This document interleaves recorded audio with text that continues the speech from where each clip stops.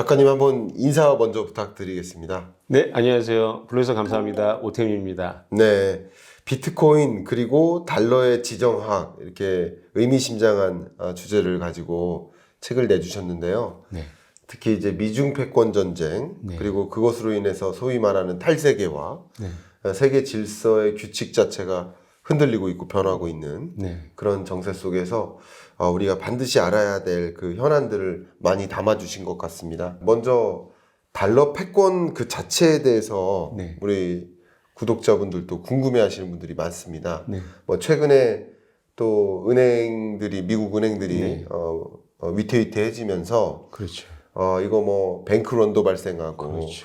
미국 국채에 투자하는 것이 맞느냐 뭐 이런 이야기까지 좀 등장하면서 미국 달러의 어떤 스크래치가 났다 뭐 이런 네. 얘기도 또 많이 있는데 달러의 어떤 패권이 형성되는 그런 과정 네. 어떻게 보고 계신지 그 역사적인 사건들 좀 말씀해 주시면 저에게 큰 도움이 될 것 같습니다. 네, 뭐 교수님이 더 잘 아시겠지만은 달러 패권은 그 20세기 현상이고요. 네. 1차, 2차 세계대전을 거쳐서 네. 미국이 이제 리더십을 발휘해야 되겠다는 자각을 하죠. 네. 네, 그러면서 이제 적극적으로 브레튼 우드 시스템을 만듭니다. 그렇죠. 그래서 금을 자연물인 금을 이제 뒤로 좀 치우고 네. 정치적인 판단으로 유동성을 공급할 수 있는 달러로 예. 국제 무역의 기본 시스템을 짠 거죠. 그렇군요. 그러니까 이제 소위 금 본위제에서 그렇죠. 달러 본위제로 네. 이렇게 의미적으로 말씀드린다면 네. 그런 식으로 달러 패권이 이제 형성된 거라고 네. 볼 수 있겠네요. 네. 그래서 이제 달러가 말 그대로 이 세계 교육에서도 보면 네. 세계 교육에서 결제되는 그 통화 규모로 보면 100% 기준으로 원래 이제 200% 기준이에요. 왜냐하면 수출 결제도 있고 수입 결제도 있으니까 200% 기준인데 100%로 이제 환산을 하면 대략 달러가 한 45%이 정도 차지하는 것으로 지금 판단하고 있거든요. 네. 그렇게 이제 달러가 이 세계 기축 통화국으로서도 네. 엄청난 지위를 이렇게 발휘하고 있는데 이 달러 패권이 지금 흔들린다. 네.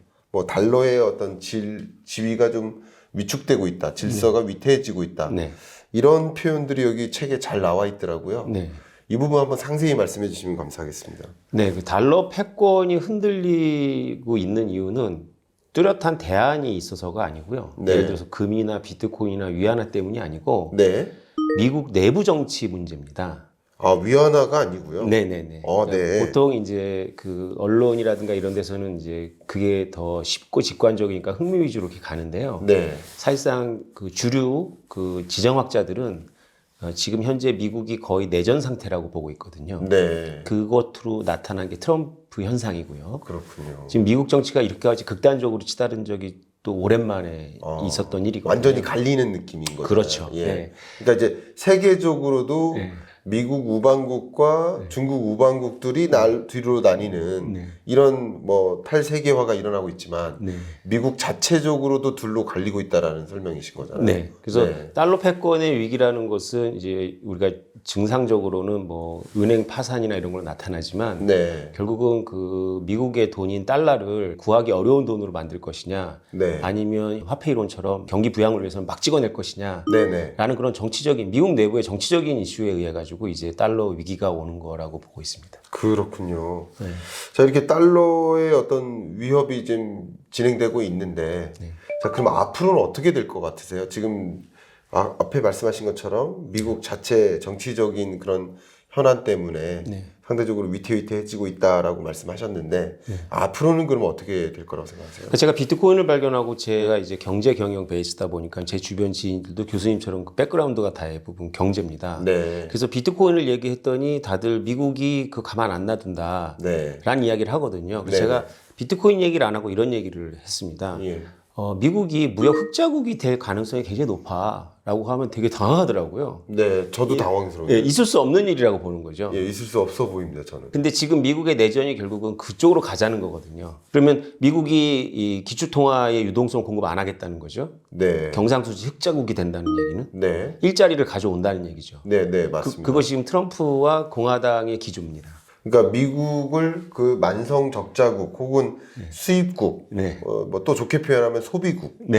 이렇게 정의를 내렸었는데 네. 그게 아니라 지금 일어나고 있는 리쇼링, 네. 그 미국 안에서 반도체도 생산 다 해버리고 그 안에서 제조 기지를 만들고 그리고 뭐 수출하기 좋은 달러 가치를 이제 또 절하시키고 뭐 이런 여러 가지 노력들을 통해서 이제 수출국으로 가보자 네. 하는 그런 정치적인 흐름이 있다는 말씀이신 건가요? 네. 이것은 제 얘기가 아니라 이제 조지 프리드만이 보고 있는 프레임인데요. 네. 미국이 하나가 아니잖아요. 네. 해안 지역이 있고 내륙 지역이 있습니다. 네. 그러니까 해안 지역이 우리가 알고 있는 미국이에요. 예. 동부하고 서부 LA, 예, 예. 캘리포니아.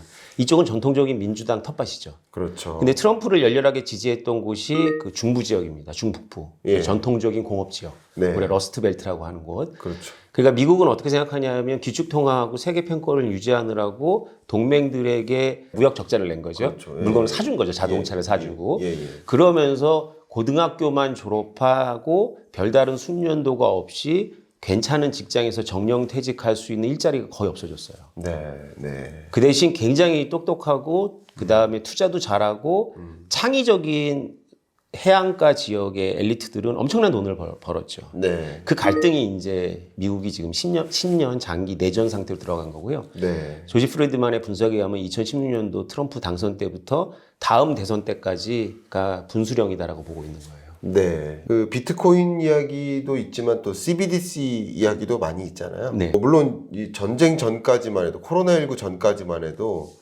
이 CBDC 중앙은행이 발행하는 디지털 화폐죠. 어쩌면 비트코인에 대응하기 위한 중앙은행의 조치라고 저는 판단하고 있는데 이 CBDC를 또 중국이 뭐 앞세워서 디셉이라고 하죠. 네. 그것을 이제 먼저 시작을 하니까 미국이 안 되겠다. 근데 중국도 이 디셉, 그러니까 CBDC 중국 디지털 위안화를 발행하기 시작한 것도 결국 이 세계 글로벌 결제 통화에서 위안화의 어떤 위치를 좀 점유해보고자 하는 그런 니즈도 있다라고 보통 평가하고 있잖아요. 네. 그런 것들, 그런 야욕에 좀 대응하기 위해서 미국도 CBDC 같이 개발해서 맞서고 그런 현상이라고도 또 생각을 많이들 했었는데 그 CBDC와 달러 패권과는 혹시 어떤 관계를 좀 찾아볼 수 있을까요? 굉장히 중요한 이슈입니다. 네. 제가 지정학 책을 쓸 수 있는 그런 백그라운드가 전혀 아니거든요. 네. 그런데 비트코인을 강조하면 사람들이 미국이 가만히 안 있는다라고 얘기를 하죠. 네. 그래서 제가 공부한 게 자금 세탁하고 세계 금융명을 공부했습니다. 네. 그런데 그걸 공부하다 보니까 CBDC라는 그런 키워드가 계속 걸리는 거죠. 그렇죠. 지금 교수님처럼 이제 CBDC로 비트코인이나 이더리움을 불필요하게 할 것이다. 그렇죠. 라고 해서 저도 책을 읽다가 제임스 리카지라는 학자의 책을 읽고 예. 깜짝 놀랐어요. 네. 그리고 실제로 제가 CBDC 연준의 보고서를 보면서 네. 제임스 리카지의 말이 맞다라고 보고 있는데요. 예. 원래 미국하고 중국은 디지털 머니를 준비하고 있었어요. 중앙은행이 발행하는 디지털 머니를. 네. 그 이유는 교수님도 잘 아시겠지만 두 가지 이유 때문에 그렇습니다. 첫째는 그 디지털 머니로다가 중앙은행의 대차대조표에 기업이나 개인에게 직접 계좌를 만들어주면 네. 그러니까 상업은행을 거치지 않고 네.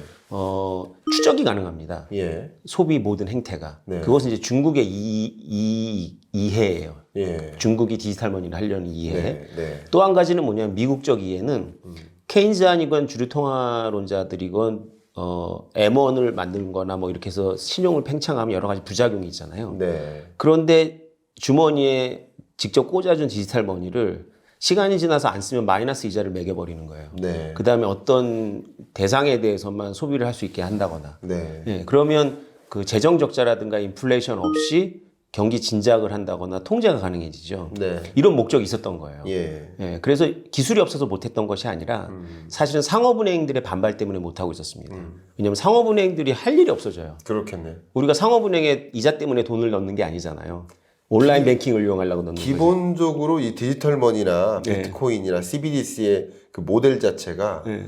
그 디센트럴라이제이션, 은행이 없는 모델이잖아요. 그렇죠. 그 상업은행들은 싫어할 수밖에 없지 않을까. 네, 제가 본 통계에 의하면 호주 보고서인데요. 네. 상업은행들이 예금을 창출할 때 장기 적금으로 창출하는 것이 아니라 당좌 예금을 창출하는데 당좌 자산이 60%입니다. 호주 네. 상업은행의 경우. 그러면 네. 대체로 비슷하겠죠. 네. 그래서 직접 정말 연준이 달러를 CBDC를 만들면 상업은행들이 폐업 상태가 되겠죠. 네. 장기 적금밖에는 대출을 못 하는 거죠.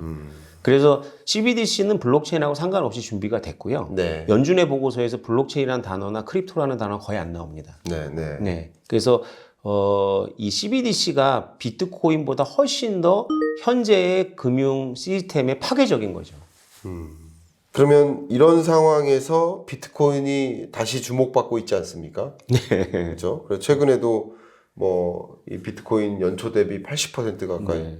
가격이 이제 오르기도 하고 또 이런 지정학적인 달러 패권 이런 흔들림 또 비트코인의 등장 뭐 이런 것들이 다 관계가 있는 것으로 생각이 되는데 네. 이런 관계를 좀 명확하게 설명해 주시면 굉장히 도움이 될 것 같습니다. 네. 비트코인에 대해서 미국의 입장은 두 가지 관점이 있습니다. 네. 하나는 미국 동부의 금융가들이 바라보는 관점이 있고요. 예. 하나는 미국의 안보를 책임지고 있는 사람들이 보는 관점이 있습니다. 그렇죠. 예. 근데 미국의 금융가들이 보는 관점은 상당히 우호적으로 변했어요. 네. 그것이 작년 러시아가 우크라이나를 침공하기 전까지입니다. 네. 뉴스를 보면 2017년도에 한번 충격을 받았다가 공부는 그 전부터 했던 거예요. 이 동부 엘리트들이. 네. 그러다가 2010년 충격을 한번 받았다가 예. 다시 꺾이니까 기다렸다가 2020년도 후반부에 코로나 때문에 막 자산이 올라갔을 때 골드만삭스라든가 계속 보고서를 내면서 입장을 확 바꿨어요. 네. 그래서 거래소 비즈니스에 진출하려는 그런 계획들을 계속 발표하고 있었는데 네. 러시아가 우크라이나를 침공할 때 서방에서 러시아를 스위프트 코드에서 빼버리겠다고 그랬거든요. 네. 그랬더니 러시아 푸틴 대통령이 공식적으로 비트코인을 사용하겠다고 그랬어요. 네. 그러면서부터 기업들이 다 비트코인과 관련한 비즈니스에 대해서 진척을 안 합니다. 그리고 저는 작년에 이제 여러 기관에 불려가서 검토를 요청해서 자료를 보고 비밀을 유지해달라 그래서 이제 비밀을 유지했었는데 예. 올 초에 백악관에 그냥 문서가 올라와요. 예. 뭐냐하면 비트코인과 암호화폐를 미국 동부 금융권이 건드리는 것은 거대한 실수다. 왜냐하면 그 돈을 전부 북한이 미사일 개발했었다. 네. 라고 했고 얼마 전에 일주일 안 됐죠. 부산에서 3국 미국, 일본, 한국 안보 담당자들이 모여 성명서를 냈는데 거기에서도 북한 가상화폐 자금 세탁 얘기가 나옵니다. 네. 그게 타깃이 북한이 아니고요. 예. 여기 대한민국입니다. 아, 그런 겁니까? 네. 왜냐하면 북한이 굉장히 눈을 빨리 떠서요. 예. 비트코인과 암호화폐 해킹을 많이 해서 많이 갖고 있어요. 예. 근데 비트코인의 속성상 이게 다 추적이 다 가능하거든요. 네. 그래서 큰 데는 못 써요. 예. 큰 데는 못 쓰고 사람한테 조금씩 나눠주는 걸 쓰는데 네. 그 자금 세탁의 온상이 여기였던 것 같아요. 아, 그런 겁니다. 네, 아무 생각 없이 막 해준 거여서 여기 네. 지금 굉장히 간첩 사건도 많고요. 그 예. 가상화폐 관련해 가지고 네. 그 모든 수사가 미국에서 자료를 주고 미국의 압력에 의해 가지고 진행된 걸로 제가 알고 있습니다. 그렇군요. 네, 그러니까 지금 이렇게 말씀하시는 전반적인 이야기를 생각해 보면 이 코인과 지정학이 뗄래야 뗄 수 없는 그렇죠. 그런 관계에 있다라고 말씀 주시는 것 같아요. 특히 이제 비트코인은 말 그대로 단순히 이제 코인의 느낌이 아니라 총체적인 현상이다. 네. 이렇게 이 책에도 강조를 많이 하고 계시고 이 비트코인이 이 미치지 않는 그런 영역이 없다. 그럼 모든 분야에 영향을 미친다. 이렇게 말씀을 이제 책에서 하고 계시더라고요. 그 의미가 정확히 어떤 건가요? 네, 러시아가 우크라이나를 침공했을 때 네네. 우크라이나 사람들이 이제 폴란드로 월경을 했습니다. 네. 그때 종이 달러를 갖고 갈 수 있었는데요. 금이나 그 계좌에 외화는 못 갖고 가죠. 어느 나라나 전쟁이 일어나면 그걸로 폭탄을 사야 되기 때문에 네. 계좌를 동결합니다. 예. 그래서 교수님은 종이 달러를 좀 가지고 계십니까? 뭐 조금 있습니다. 네, 조금 있지만 그걸로 가족을 외국에 보내서 위사시에 생활할 수가 없잖아요. 예, 예. 그러면 난민 뭐 이렇게 저런 걸 받아야 되겠죠. 원조를. 예. 네.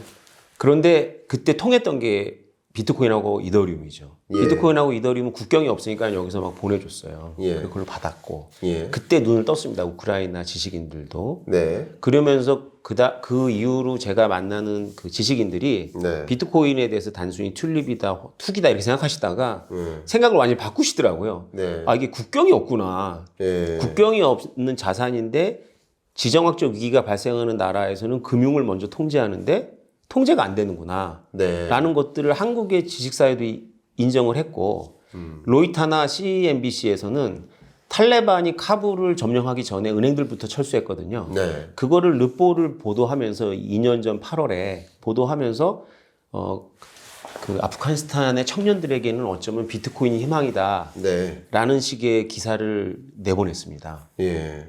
그만큼 이제 개인들한테는 지정학적 위기를 선택할 수가 없잖아요, 우리는. 네. 개인들한테는 이것이 굉장히 중요한 자산이 되고요. 네. 지정학적으로는 또 어떤 의미가 있냐면 아까 말씀드렸지만 미국 입장에서는 이걸로 자금 세탁이라든가 테러 자금을 하는 것이 국가 안보적 차원에서 바이든 정부가 굉장히 지금 긴장하고 있고요. 예. 바이든 정부가 굉장히 강한 시그널을 내고 있습니다. 네. 그래서 교수님 말씀하시지만 연초에 비트코인 가격이 오르고 있잖아요. 네. 이게 이제 미스터리한 현상입니다. 현 미국 정부가 가장 비트코인에 대해서 적대적이에요. 그러니까요. 그래서 저도 좀 당황스러운 현상입니다. 지하 경제도 많이 형성되고 네. 세금 탈루 문제라든가 네. 자금 세탁이라든가 여러 가지 문제가 있어서 네. 통제하기가 어려운 대상이라서 네. 더 적극적으로 이제 비트코인을 어떻게 보면 배제시키려고 노력하는 거 네. 아니겠습니까? 네. 기본 골자가 그런 거 아니겠습니까? 네. 그래서 미국이 법치국가니까 뭐 개인들이 하는 거를 막을 수는 없지만 네. 구글이나 애플이 비트코인이나 암호화폐에 진출하는 것에 대해서는 이렇게 째려보는 거죠. 그래서 이제 이들이 프로그램을 지금 진행을 못 시키는 겁니다. 블록체인은 되게 중요한 현상이라서 해야 되는데 네. 진행을 못 시키는데 또 지정학적으로 어떤 의미가 있냐면 네. 중국은 이자율이 오르고 내린다고 해가지고 중국인들이나 중국은행이 마음대로 외환을 거래하는 나라가 아닙니다. 네. 자본을 통제하죠. 네. 그러니까 이자율만으로 조정되지 않습니다. 네. 자본을 통제하는데 지금 중국의 부자들이 그 해외로 홍콩이나 이런 걸 경유해서 해외로 지금 엄청나게 러시로 빠져나오려고 해요. 네. 그 수단이 옛날에는 중국인들이 갖고 있는 화교 하왈라 네트워크입니다. 네. 근데 그게 비용이 비싸죠. 그리고 가끔씩 사고도 나고. 네. 근데 중국에서 정부 모르게 100억을 중국 국경 밖으로 뺄 수 있는 유일한 방법이 비트코인입니다. 자본 통제를 우회할 수 있죠. 네. 네. 그런 관점에서 우리는 좀 비트코인을 좀 바라볼 필요도 있겠다 이런 생각이 좀 드는 것 같습니다. 네. 이제 책에서 좀 보니까요, 제가 인상 깊게 본 부분 중에 하나가 일단 이 세력 균형을 유지하기 위한 미국의 분투, 네. 이 1장 부분이에요. 네. 여기서 이제 제국주의 세계 질서와 또 탈제국주의 무질서 사이에 네. 시계추처럼 네. 뭐 이렇게 미국이 분투하고 있다. 네. 그런 주인공이다. 네. 이런 문장들도 좀 있습니다. 네. 그래서 이 1장에서 말씀하고 계시는 미국의 역할 이게 좀 궁금하거든요. 어떻게 보고 계십니까? 네, 그러니까 우리가 지정학을 정통 주류학자들의 책으로 공부하기 위해서 가장 먼저 이제 극복해야 될 것은 이제 일반적인 분들이 다 알고 있는 지정학, 그것이 이제 음모론적인 지정학이거든요. 네. 이제 그래서 역사적인 이제 추적을 좀 해야 됩니다. 그래서 네. 아까 교수님께서 말씀하셨지만 미국을 제국주의라고 볼 수도 있는데 네. 미국을 제국주의라고 한다면 미국 제국은 되게 독특한 제국이에요. 네. 보통 제국주의는 생산국가고 채권국가입니다. 네. 그래서 자기의 영국도 그랬거든요. 자기의 투자를 외국에 해놓고 빚을 못 갚으면 이제 함대를 보내서 빚을 갚게 하는 거죠. 네. 근데 미국은 되게 독특하죠. 빚을 지는 나라입니다. 제국인데. 네, 네, 네. 그다음에 생산을 안 하고 네. 달러를 발행해가지고 생산물을 사오는 나라죠. 그렇죠. 네. 예. 그래서 함대를 보내가지고 빚을 갚으라고 하는 나라가 아니에요. 네, 네. 예. 네. 독특하죠. 그 독특하죠. 예, 미국은 탈제국주의 국가입니다. 미국 네. 국민들의 그 유전자 속에는 제국이라고 그러면 이건 유럽 악마적인 유럽 사람들의 유산이다라는 의식이 굉장히 강해요. 네. 그래서 1차 세계대전, 2차 세계대전 전부 뒤에 참전했던 이유가 네. 왜 우리가 유럽 제국을 위해서 싸워야 되냐라는 예. 거죠. 그래서 예. 우리가 역사에서 잘 못 배우지만 저도 지정공부사 알았는데 미국은 2차 세계에 참전하면서 예. 그 독일하고 일본하고 싸운 것도 있지만 영국하고도 싸웠습니다. 네. 프랑스하고도 싸웠고. 그래서 영국하고 프랑스의 제국을 해체하는 걸 조건으로 네. 그 전쟁을 지원하는 거죠. 네. 그래서 전쟁 이후에 영국하고 프랑스가 해체가 되죠. 그래서 샌프란시스코 시스템이라는 게 생기면서 국민국가 체제로 들어가는 겁니다. 그래서 네. 유엔을 만들고 예. 모든 국가들의 주권이 동등하다라는 아주 이상적이지만 이런 체제에서 네. 협치가 가능하도록 할 수 있다라고 본 거죠. 이게 이상주의입니다. 네. 근데 현실은 그렇게 이상적이지 않잖아요. 네. 결국 미국 리더십을 발휘하느냐 마느냐의 문제에 의해 가지고 이제 여러 문제가 생겼는데 예. 미국이 딜레마에 빠지는 겁니다. 지난 70년 동안. 네. 한국 전쟁, 베트남 전쟁 같은 경우처럼 자신들의 지정학적 이익과 거의 무관한데 들어가면 미국 내가 분열이 돼요. 네. 우리가 제국주의가 아닌데 그걸 왜 하냐. 네. 그래서 고립주의가 또 발응을 하면 바로 발을 뺍니다. 그래서 미국 정치는 되게 독특한데 젊고 그래서 그렇다라고 보고 있어요. 영국처럼 오래되지 않아서. 이상주의가 있고 고립주의가 있고 현실주의가 있습니다. 네. 그래서 우리가 보통 음모론에서 말하는 미국은 이 현실주의 미국의 엘리트들을 말해요. 현실주의 미국의 엘리트들은 우리 미국이 세계 질서에 이해관계가 있다. 네. 그리고 세계 질서가 안정되는 게 우리한테 의미가 있다라는 거고요. 네. 이 고립주의는 그게 왜 우리한테 관계가 있어? 그건 걔네들 문제야. 유라시아에 개입하지 마. 우리는 대륙 섬이야. 예. 이게 있는 거죠. 예. 트럼피즘의 현상의 기초가 바로 이 고립주의입니다. 아. 이상주의는 이제 우리가 미국을 위선적이다라고 말할 때 우리가 오해하고 말하는 게 이상주의인데요. 예. 이상주의를 윌슨이안이라고 또 합니다. 네네. 윌슨 대통령. 예, 예. 그러니까 미국은 유럽 전쟁에 참여했던 이유가 민주주의를 전파하기 위해서라는 생각을 실제로 해요. 네. 그래서 민주주의와 인권을 전파하는 것이 우리의 사명이다라는 거죠. 네. 그래서 어쩔 때는 이상주의하고 현실주의자하고 같이 전쟁을 하기도 하고요. 네. 어쩔 때는 이상주의자하고 고립주의하고 해가지고 철군을 하기도 합니다. 예. 그래서 고립주의는 민주당을 찍을 때도 있고 공화당을 찍을 때도 있어요. 예, 양쪽이 다 있는 정서입니다. 네. 그래서 이 세 가지가 아주 변화무쌍해서요. 우리가 음모론에서 말한 것처럼 미국이 몇몇 세력에 의해 가지고 단일하게 움직인다라는 전제 자체가 잘못됐죠. 네. 그래서 그런 관점에서 현실주의 지정학자들이 미국을 계속 보는 거죠. 미국을 계속 연구하고. 근데 지금 미국이 우리로서는 안타깝게도 피터 자이언이 계속 이제 경종을 울리고 있는데 고립주의가 너무 만연하고 있는 거예요. 네. 미국의 고립주의가. 미국의 고립주의가 그러면 세계가 무질서로 들어가는 거죠. 그렇군요.